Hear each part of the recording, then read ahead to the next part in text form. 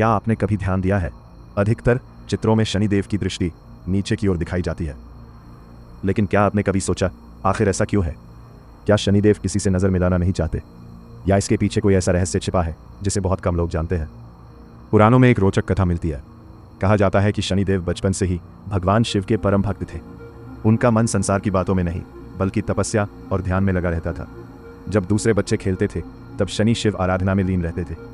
समय बीता और उनका विवाह हुआ, लेकिन उनकी भक्ति पहले जैसी ही रही। एक दिन उनकी पत्नी उनसे कुछ कहना चाहती थी।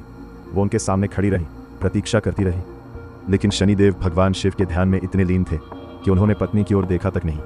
कथा के अनुसार इससे उनकी पत्नी अत्यंत दुखी और क्रोधित हो गई और उन्होंने शनिदेव को श्राप दे दिया, जिस पर भी तुम्हारी दृष्टि पड़ेगी उसका अनिष्ट होगा। यह सुनकर शनिदेव स्तब्ध रह गए। उन्होंने कभी किसी का अहित नहीं चाहा था।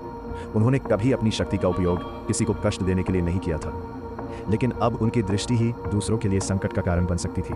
तब से कहा जाता है कि शनिदेव अपनी दृष्टि को संयमित रखने लगे। वो बिना कारण किसी की ओर नहीं देखते।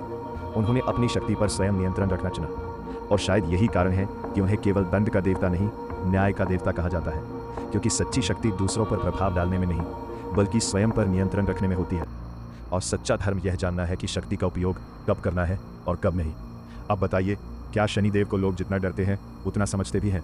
कमेंट में अपनी राय जरूर लिखिए, और सनातन धर्म की ऐसी दुर्लभ और रहस्यमयी कथाओं के लिए विश्वात्मा ऑफिशियल रील्स को सब्सक्राइब, लाइक और शेयर करना ना भूलें।